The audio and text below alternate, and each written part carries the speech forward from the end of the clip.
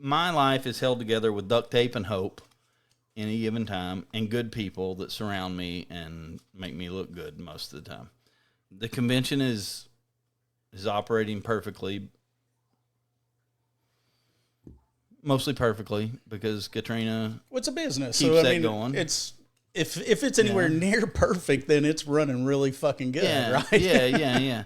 Katrina keeps that going. I mean, it's on schedule. Everything's happening like it is. We're having trouble getting some celebrities locked down, but those will come around.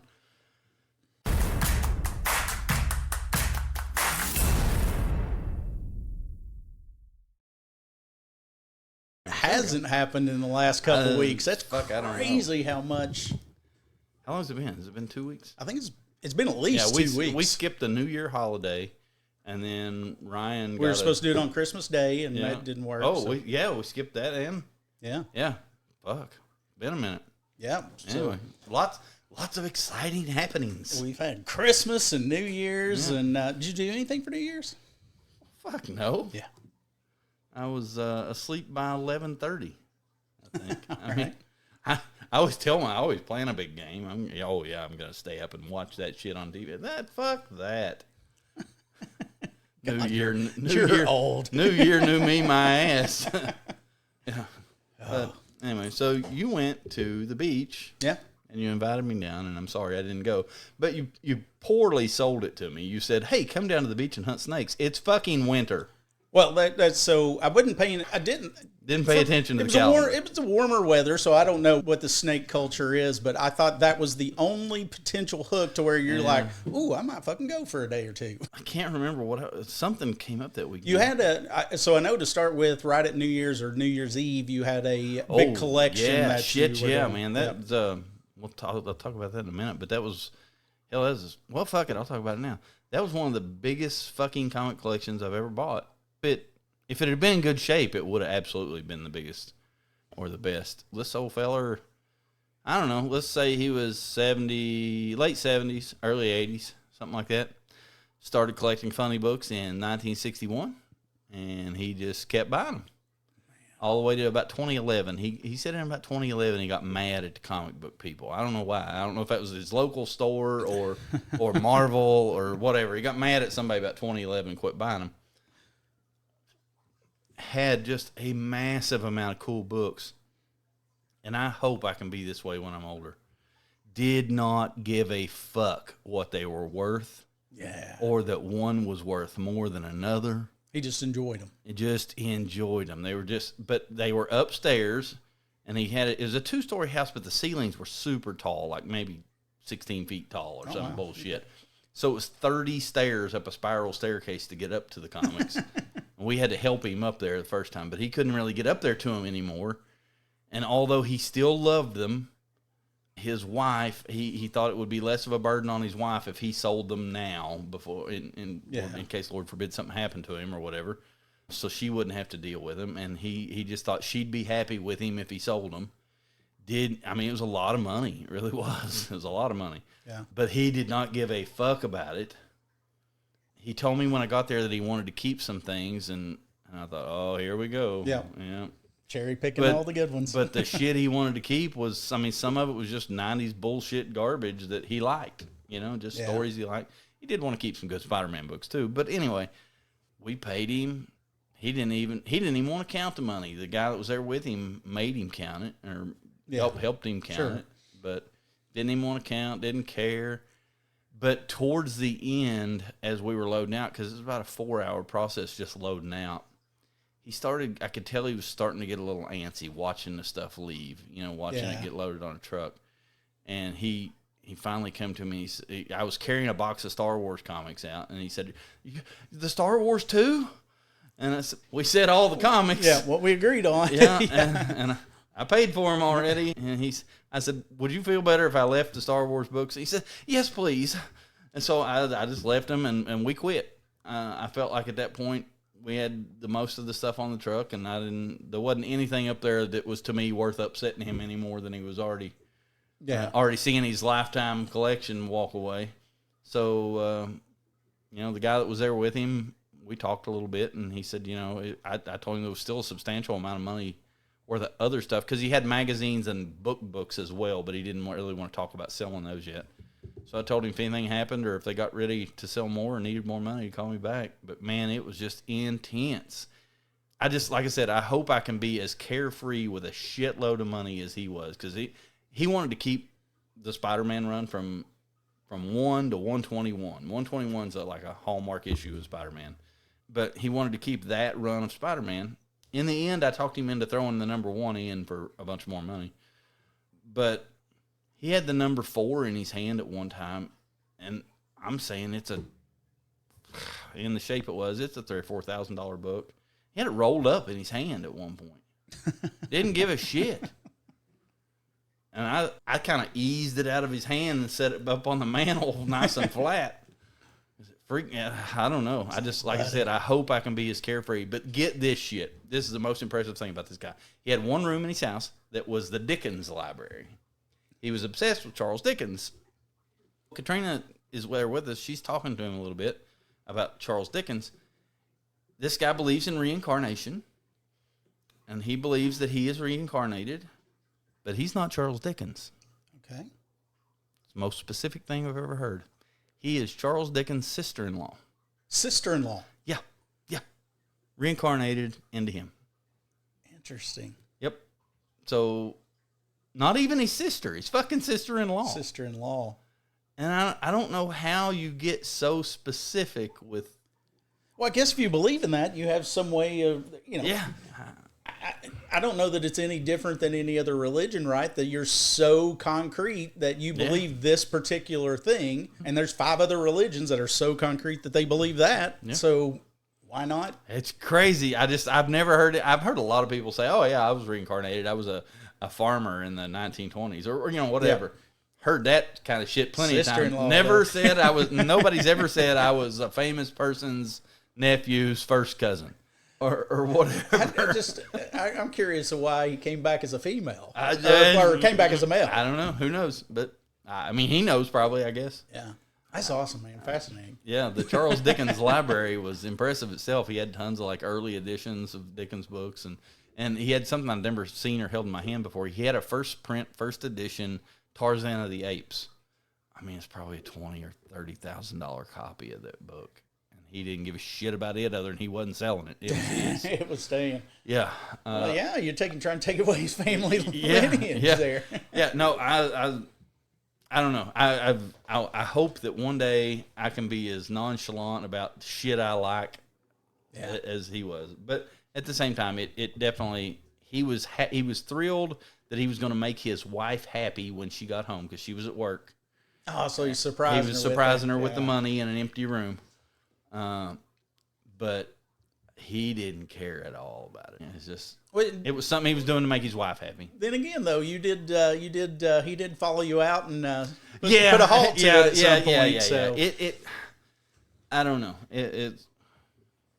But I think the thing is that what that to me says is that he was kind of freaking out a little bit, but it had nothing to do with the money. No, it was about losing kind of a little bit of his childhood.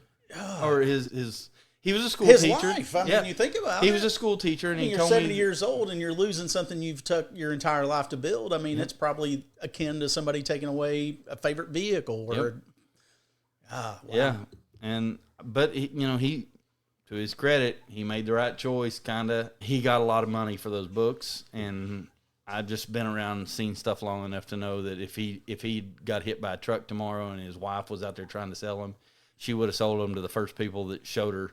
And probably doesn't get anybody that's going to treat them with respect either. Right. They're going to come in, they're going to see that Spider-Man 1 and then throw some low ball. And, that's what I'm saying. People, I don't know. I see so many people. I seen a guy on the internet the other day who is purported to be one of the biggest comic dealers in the world, talking about that he had bought a collection. It wasn't. It's actually a fairly small collection, and he had done these people so right because he was going to pay them in only 5 weeks. And I thought, how in the hell do you buy anything in this day and age on time anymore? Who the hell will say, "Oh yeah, I'll give you 5 weeks to pay me"? Yeah, it's not unsimilar to where we see there's a similar game going on right now with wholesalers. to where they how will. the hell's that work? I've seen people talk about wholesaling houses. Yeah. Let's say I'm not a realtor. I come to you and go, hey, I know you need to sell your house. You're upside down. You're blah, blah, blah, whatever. Yep. And they're like, God, I got to get 120,000. I have to get 120,000. I'm in bad shape. Well, the house is worth 200. And he's like, you know what? I'll go ahead and give you 120. And then what I'll do is I'll take care of all of it for you. I'll sell it. I'll give you all this kind of stuff. But you get paid whenever the house closes. Yep. Well, then they go out and what they do is they try to get me or somebody else to bring a buyer. And they're like, oh, I'll give you a commission. And I'm like, yeah, I need to talk to the seller. And, because then it's a conflict because, your house is worth 200,000. This person has zero clue or has a clue, even worse, is smart enough to know what's going on, but aren't held to the standards that we are. Is that what it is? I see it. I don't see it here as much, but I see it all over Southern Florida and in bigger towns. I'll see signs that say, we buy ugly houses. Yeah. Is that somebody wholesaling houses or is that somebody flipping houses? That's probably somebody flipping houses. Okay. So wholesaling is a whole different thing to where, wholesaling is acting as a realtor but not being a realtor. Because you can't market the property because legally you can't market the property unless you have an agency involved.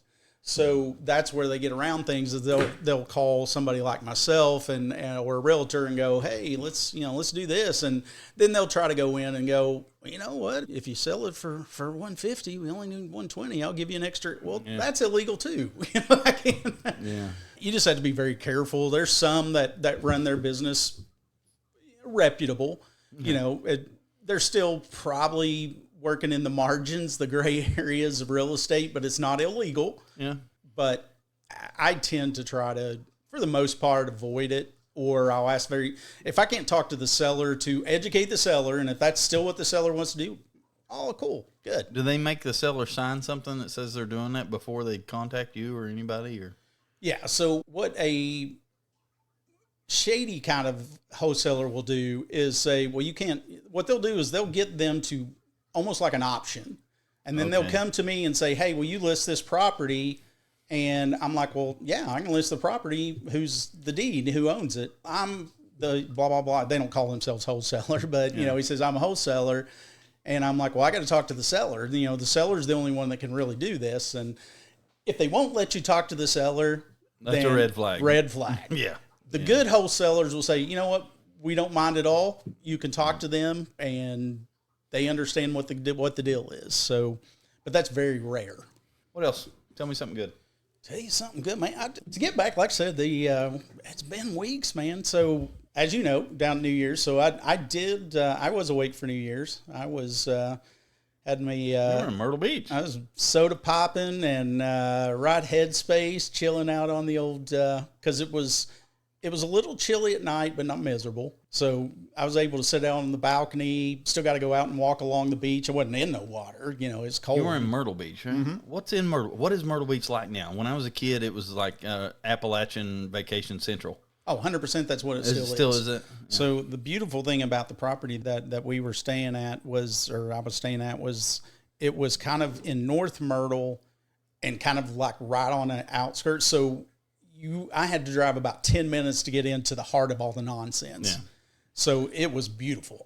There wasn't much traffic or anything. I remember being a kid and there's all this, it's an internet meme at this point, but like growing up in Appalachia, when you go on a family vacation, you're either going to Gatlinburg or Myrtle Beach. Myrtle Beach, that's your two spots. No fucking, and if you're a little better off or like upper middle class, you might go to North Myrtle Beach because that's where that's a little nicer. Yeah. I got a condo in North Myrtle. So it was very much the same thing. Like I said, it was funny because at New Year's, of course, it's the redneck Riviera. So I mean, there was is Mother Fletcher's still there? I think so. The bar? Yeah, I think so. It was a bar. Everybody had a Mother Fletcher's T-shirt. Mother Fletcher. Yeah, and Jackson says they still turn up in the vintage trade lot. So you had a lot of bottle rockets, and you had a lot of people screaming "Happy New Year" and all that good stuff. So that was, but it tamed down real quick. It was probably about a half hour, 45 minutes. And North Myrtle's the old people part, I think. So about 12:15, everybody's in the bed. Yep, shut them down. Yeah. So Tristan came down, hung out with you. Tristan came down, brought the baby for a couple days of it, which was nice. So we got to walk the baby out and got a picture at the beach and all that. So her first time at the beach was with who it should be. You know, it should be with her pops. Yeah. Well, his beach loving ass. I remember when my youngest son was little, first time we took him to the beach, Jamie took him out. And this is just a dumbass move right here. I was there. I was part of it. I was part of the dumbass. Takes him out, middle of the fucking day, sets his feet down in the fucking sand. The sand's hot. Yeah. He wouldn't go back to the beach for fucking ever. Nope. I'm out. Yeah. Fuck Taking me to fucking fires of hell. What is that? Yeah. Yep. He didn't want to go back to the beach for a long time. Could he walk yet?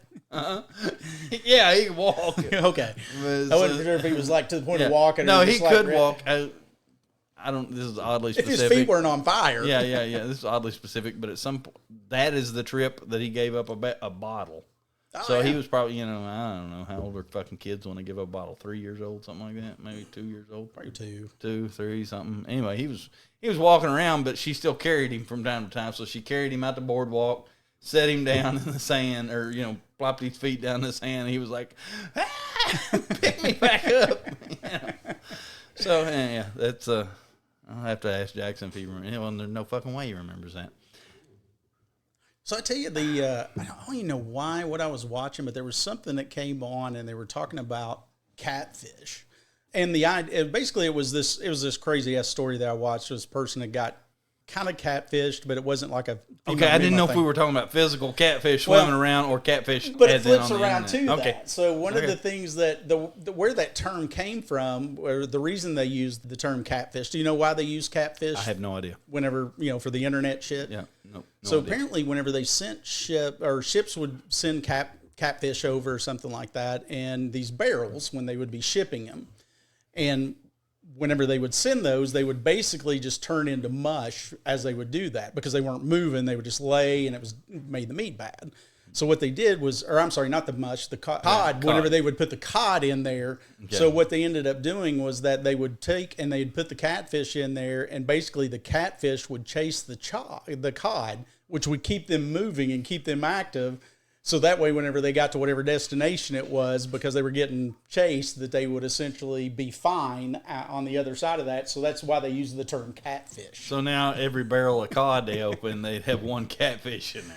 Just chasing the shit out of that cod to keep it from just laying there and not moving or something. And it would pick at it. So that way the fish would be fresh whenever it got to wherever it was going. Man, oh man. I never even thought about how we got that term. Yeah. Now you know some useless knowledge. That's what we're here for. Fuck yeah. Yeah, that's, man.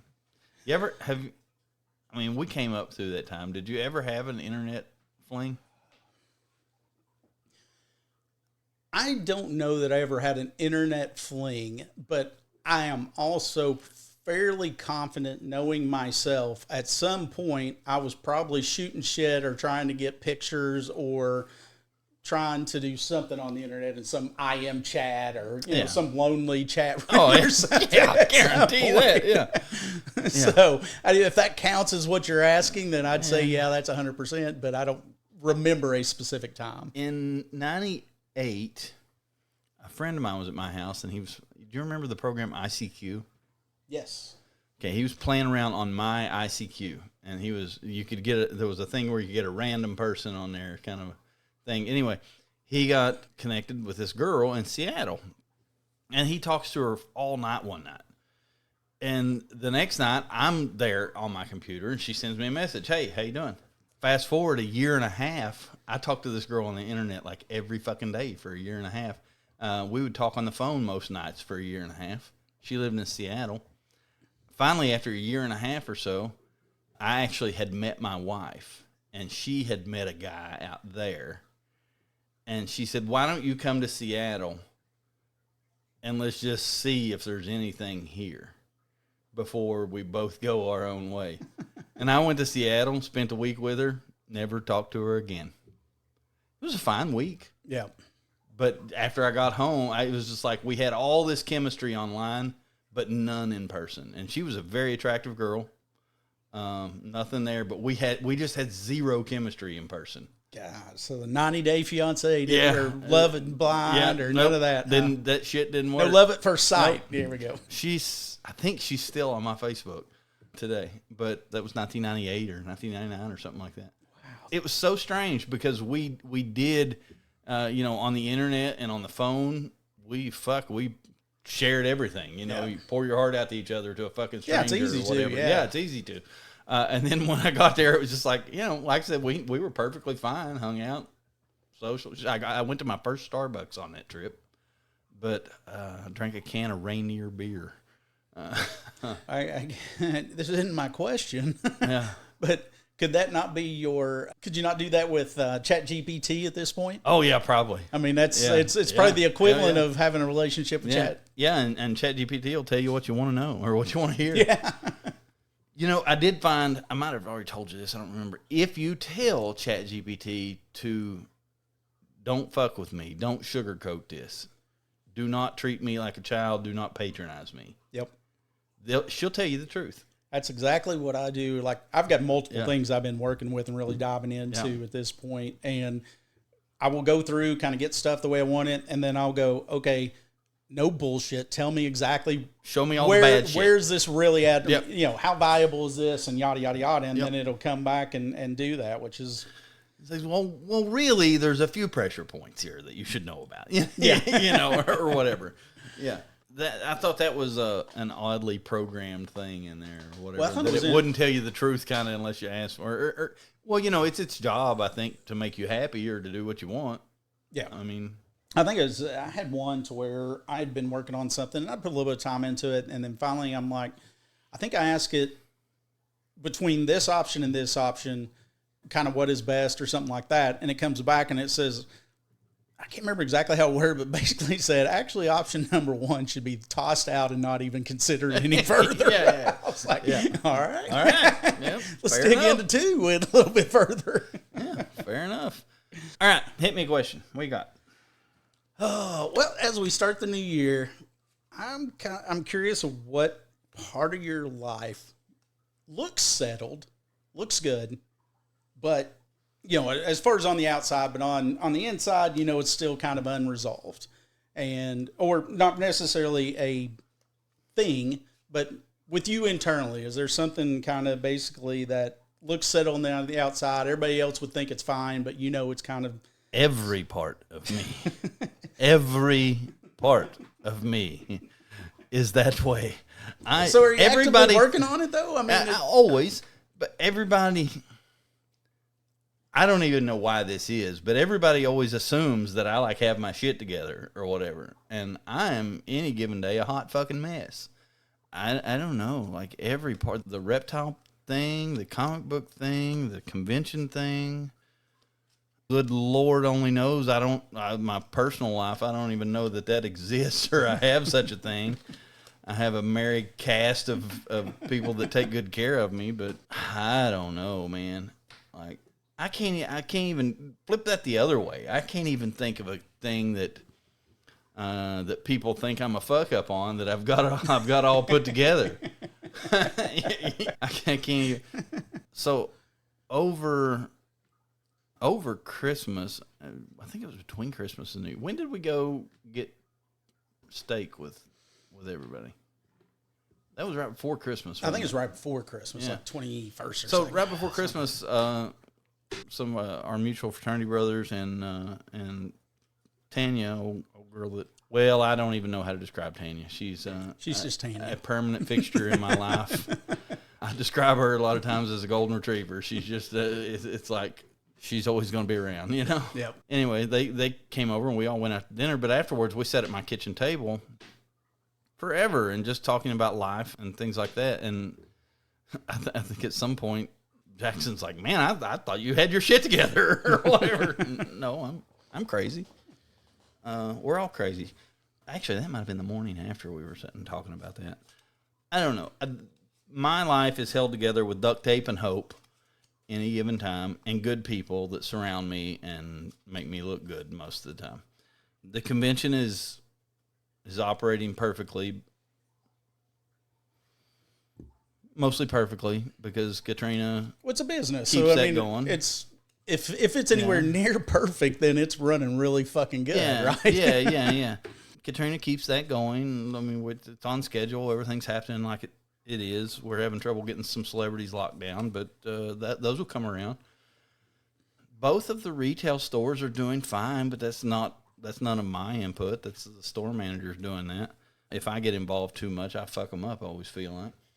I was sitting the other day at my table talking to Katrina about, could we just hire a CEO in this company and I could just go to Bali or somewhere. Bali's actually probably one of the worst places I'd ever want to go. I always say that. I always say, let's just go to Bali.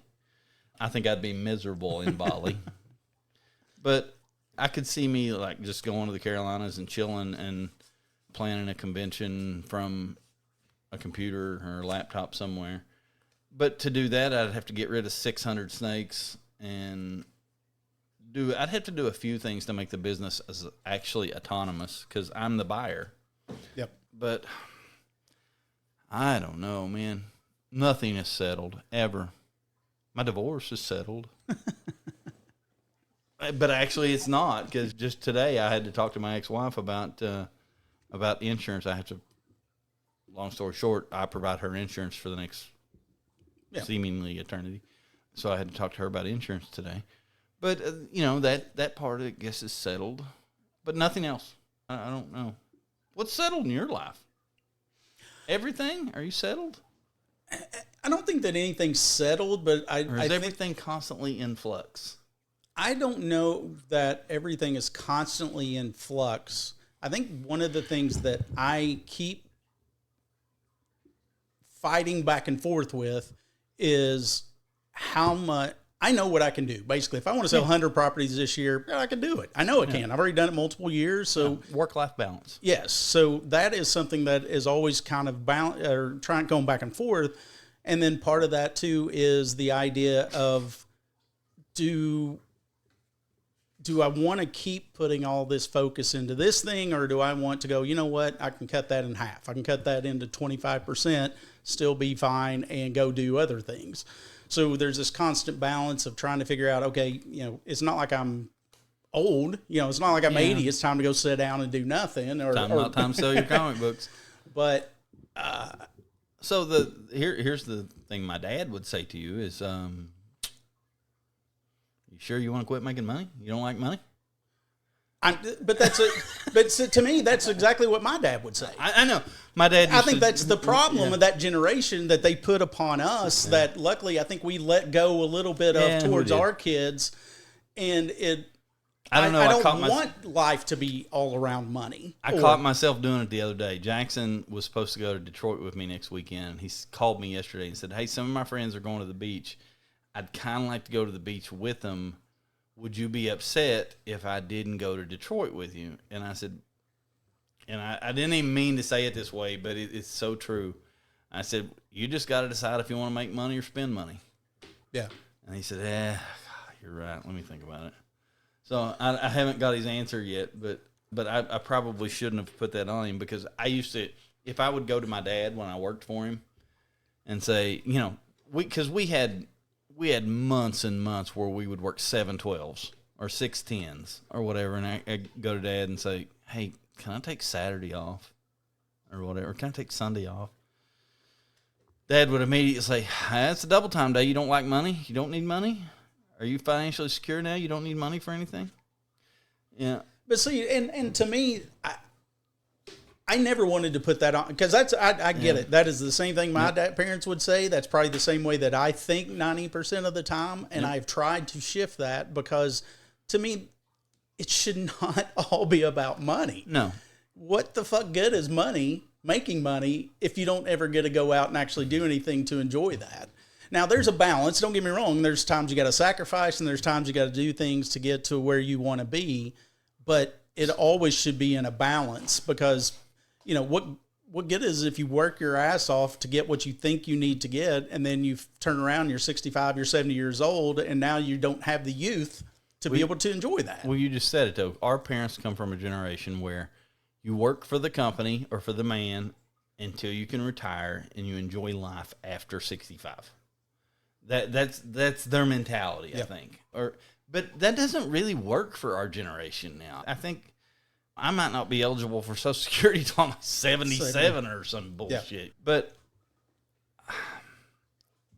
I don't know. I definitely get it. My dad did call me the other day. But I get why they came up with that, right? Because their parents went through the fucking Great Depression. Yep. 100%. So, and then all the wars and everything like that. And then that's how you had, that was the only way to survive was to do work that. And then they made their lives better for us, but they still kind of wanted to make sure, hey, this can all go away. Yeah.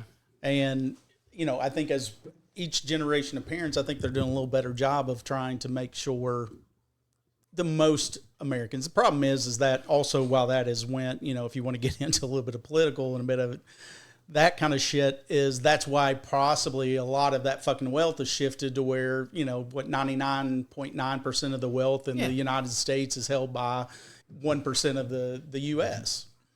Yeah. I mean, I totally understand the mentality. I will say that my dad's 76. He called me the other day, and this is just so indicative of him.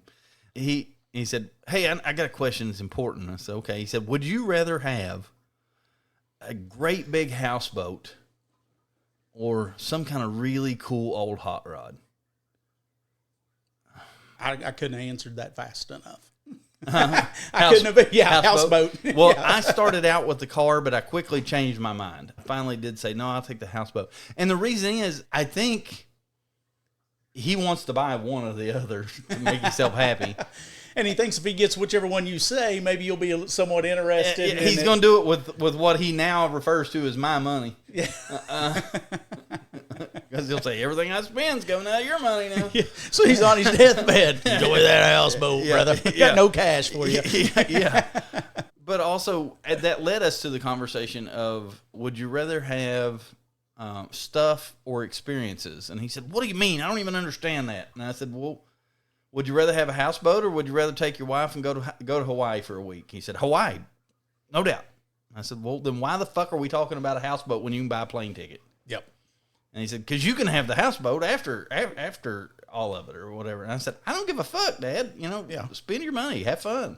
Yeah. Who knows if I want a fucking houseboat in 15, 20, 30 years, whatever. I only remember from my childhood, my dad would buy, he was like me, a lot like me, but he'd buy a boat. He'd spend a week cleaning on it. And he'd take it to the lake, put it in the water. We'd spend the day on the water, and he'd come home and clean on it for a fucking another week. So I would only want a boat that could be docked at the lake. Which is what I got, because otherwise it's, no. Yeah. Anyway, I guess, I don't know what he's going to do. It's going to be interesting. It's always neat to see what my dad calls up. He walked in my office one day, he said, guess what I just bought? I said, what? A Clydesdale. I said, Dad, you live in town? You have nowhere to keep a horse. Why would you want a horse? And it was because the girl he was dating at the time really liked Clydesdale, and so he was driving her out to a farm out in the county that had Clydesdales, and she'd get to see him. And he fell in love with him too. So he ended up buying a farm just so he could have his fucking horse. The horse lived like 10 or 12 years and fell in the fucking creek and died. And then he sold the farm. But that is just the kind of shit my dad would do on so I think things like that is like, at some point, you just say, Dad, you realize you just bought one less thing you can bitch at me about doing stupid whenever I was a kid. Don't think I don't bring that shit up to him from time to time. The first time he says, you bought another fucking building? Clydesdale. Clydesdale, Dad. Clydesdale. Remember that horse? Yep. Remember that horse. Next topic. Yeah. Yeah. All right, so I got one I've been thinking of, and there's a story that goes with this, but I'm not going to tell you the story until I hear your answer. Okay. Let's say, hypothetically, you need to get your house painted. You need to get your car worked on. You need to get your computer, anything. How much weight does the buddy system carry with you as far as who you get to do that? And would you rather hire a friend to do it, or would you rather hire a complete and total stranger to work on your shit? And are we assuming that whoever the friend is competent? They're competent at least. Yeah, they're competent. Yeah. They're competent. No question there. They are competent. But then also flip the coin.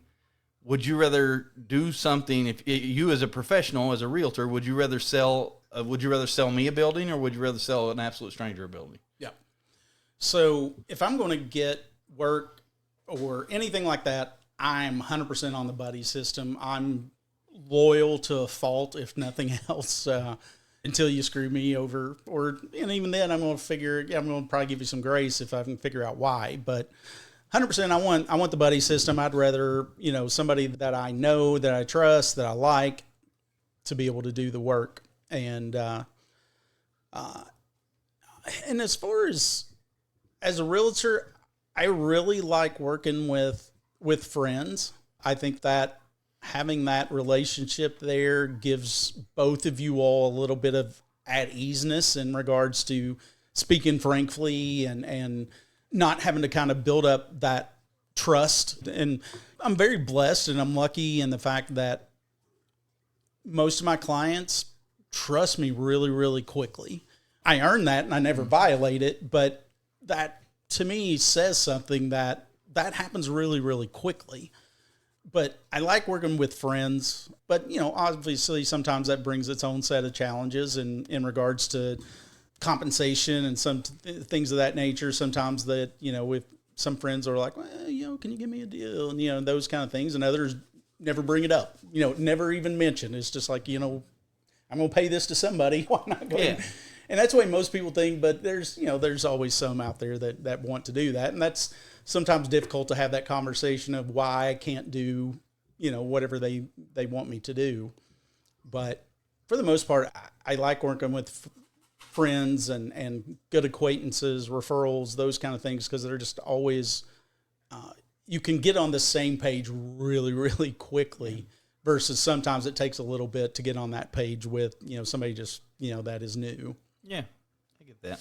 Let's back up to, I'm trying to think what I ever did for, okay, let's say back in the day when I was working on computers for a living. When a stranger comes in and brings you their computer and sets it in front of you, you're going to tell them that your billing rate is this, and they're going to say, okay, work on that, and you're going to work on that, and they're going to pay you, and they're going to leave. When your friend comes in, they're going to give you their computer, and even if they don't ask for it, you're going to feel compelled to give them a deal. And then you're devaluing your own time. And then it becomes also from their perspective, if they need their computer back, but you want to take your wife out to dinner, you don't care to call your friend and say, hey, listen, I ain't got time to fuck with this tonight. Yeah. Which, when you would never do that. Yeah. To an actual client, you'd never call an actual good client or whatever and say, hey, fucking this thing coming, I'm going to go to this fucking goat fucking contest at the county fair instead of working on your shit. So it works both ways. You're going to get your time devalued and you're going to get fucked a little bit, and they're going to get their priority level devalued. And I see it all the time when I hire people that are extremely competent to do the things that I hire them to. If we are good friends, number one, whether I expect it or not, and sometimes I do, but other times they just feel like they have to give me a deal or whatever, but then their time is devalued, and then I don't get the fucking job done in time that I want it. Yeah. And I'm going to tell you why all this came up, and you might already know the story. I don't know. No, I'm getting a little hot over here. Yeah. What did I do wrong? You might already know the story. No. Our friendly neighborhood accountant, he's been my accountant for the better part of 20 years. And for probably 20 years, he has never charged me what he was worth, I'm sure, or what he charges normal people. I'm sure of that, and I appreciate that he's affordable. But also, he's never been afraid to tell me, I can't get your shit done because I got to do this, or I got to do that. Or, if there's 10 other clients, I'll be the one that we're friendly enough he can call me and say, I got to do these other fucking 9 things first, or whatever. So it all, in 20 years, it led to this blow up thing over the course of the last month, where he felt like he needed to raise his rates, which is fine. But rather than coming to me and saying that, he just sent a bill that was You weren't notified that the rates got. I mean, I knew there was probably going to be something. I need to check mine then. but it was a big enough increase. It was worthy of a. I'm going to come and have a drink of bourbon with you, and we're going to talk this through. Yeah. So he sent me a rate increase, and it immediately sticker shocked me. And I called him and said, "Man, God, that's a lot." And he said, "I know, but price it around or whatever." And I did, and probably my mistake. I responded to an email chain we were having at like midnight one night. And I said, I'm willing to pay that, no problem. But here's what I expect in exchange. Yeah. If we're going up in price, we go up in expectations. If we're going in price, then if I'm going to pay what I would any other firm, then I want the service I wanted any other firm. And I've come to believe, actually, that no CPA firm probably can live up to my expectations. Yeah. But, however, I'm going to say at this point, he stood on it, and I think he fired me as a client. Okay. Yeah. So he said, I can't do that. I can't live up to that. And and basically, I think we kind of agreed that we'd rather be buddies than combating business relationship or whatever. Yep. So I'm shopping another accountant, and I did start with a friend of a friend, a very good friend of a friend. But I told her straight up from the get-go, I don't want any kind of deal. I don't want any kind of special treatment. I don't want anything. And I forwarded to her the list of expectations that I had sent and said, now you take a couple days and decide if you want to work for an asshole or not, because, but anyway, I do think it's a shame because I love to support my friends' businesses, but it in this case, it kind of went south, and I do hate it because I'd love to support all that, but it's just kind of where we are. And I hope he says he will. Still comes and has a drink with me in a day or two. Yeah, I think he will. I think that for him was the easiest route. It was like, I think shit, let me out of this. Yeah, I think it was. My midnight in my underwear and a half a glass of bourbon down me probably let 10 or 15 years worth of backlog bullshit go on him, and and he let 10 or 15 years of no price increases go on me, and it just didn't. So it didn't mesh. How did the price? I mean, how did his new price compare to what? That was 4 times. Is your new? How's it compared to what you're going to be charged at? I don't know. No, she hasn't quoted it to me yet. I'm getting it quoted 3 different places.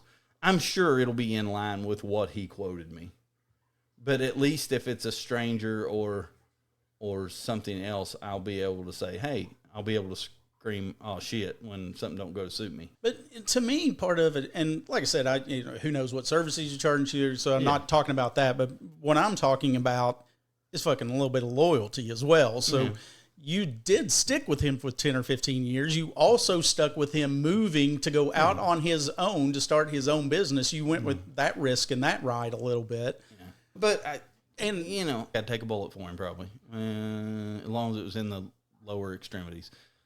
Kneecaps are down, Kneecaps are down. Yeah, kneecaps are extremely lower. Yeah, or like the hand, shoot a finger off, and whatever. You lose a finger for him. Yeah, yeah. But anyway, I thought that he and I were also in a good enough place as friends that I could speak very candidly to him, and evidently that didn't work. So I learned a valuable lesson this week: is you never tell people what you really think about the work they do or the expectations you set for them, because then you will lose them from your life. Well, but I think that. But the thing is, I think sometimes too, it's real easy to kind of get blinded a little bit with true friendship, friends, and business acquaintances or somebody that you've worked with for a long time, but they're providing you a service. Yeah. You're asking them for a service, and there's not. Both of our problems, both directions, is that for 20 years we've had no real boundaries or expectations for each other than I cut him a check every month. He does what I need him to do, and we have a drink every now and then. Yeah. That's really our only expectations of one another. And in the end, it wasn't enough for him, and it wasn't enough for me. So hopefully, we can still have the bourbon, and that's the end of it. Yeah. But I am very curious to see if I end up paying more or less than what he asked me. Yeah, and that I'm very interested to hear that, because to me that would be because if he didn't want to work with you, he should have just fired you instead of four-timing you, or instead of increasing the rates to just see if it would possibly cause enough conflict to make you go elsewhere. Yeah. But I would say that, it'd be interesting to see, because that would hit me in a different spot in the way I feel about this. Yeah. If it comes back and it's either higher or the same, because then that means that basically the fact that of the loyalty, and you helped build his business. Yeah. Well, in his defense, one piece of this I'll say that I think I pissed him off a year ago. When I opened the pet store in Huntington, I did engage an accounting firm in Huntington in this weird growing period where he needed to hire an in-house. He needed to hire some help, but he hadn't yet. Yeah. So I didn't want to further dilute the workflow there, so I did engage another accounting firm for the pet store, and I think that upset him a lot. Mm-hmm. So I get it. I do, and no shade on any of it. Oh no, I'm actually very proud of him because he stood up for himself. Yep. Because he's not good at that, and but it is what it is. Anyway, the fucking the bully finally got punched in the mouth. Yeah, he got me. Yeah. Hey, he walked. I was walking out of the building, and he was parking, and he came walking across the street. And I could tell by the look on his eyes something was weird. I said, "You're gonna fire me, aren't you?" And he said, "Yes, I am." And I pinched his nipple, and he walked away. Did he really? No, I mean not quite, but yeah. But that actually did happen. I did pinch his nipple before he walked away. But that's just that's Eastern Kentucky love for you. Fired you. That's what my kid does to me. My oldest kid, if he sees that's his display of affection for his father is when he's around. No hug, no bullshit. He'll pinch my nipple, and I've got to where I walk up to him like this now. Usually, you have to use words. Use words. Use your words. Don't use your pinching fingers. Yeah. So, anyway, fuck. I don't know anything else going on. Man, no, I think we covered a good ground. Yeah. Bit of ground there. Seemed like there was something else. I have to go I got a snake show this weekend in Cincinnati. And then I'm going to take this massive ass comic collection I just brought to Detroit the next weekend. So it's a busy couple weeks coming up. And then hopefully we're going to close on a building here in a couple weeks. Yep. All right, see ya. Later. And just like that, another episode of Two Guys, Two Questions is in the books. We laughed, we learned. Well, we mostly just laughed. Yeah, and if you made it this far, congratulations. You now have random knowledge you never asked for. You're welcome. Don't forget to follow, subscribe, and leave a 5-star review. Or don't, but just know if you don't, we're bringing back the squeaky toys. Oh, it's coming back either way. Until next time, same two guys, two questions, and absolutely no idea what we're doing. Perfect.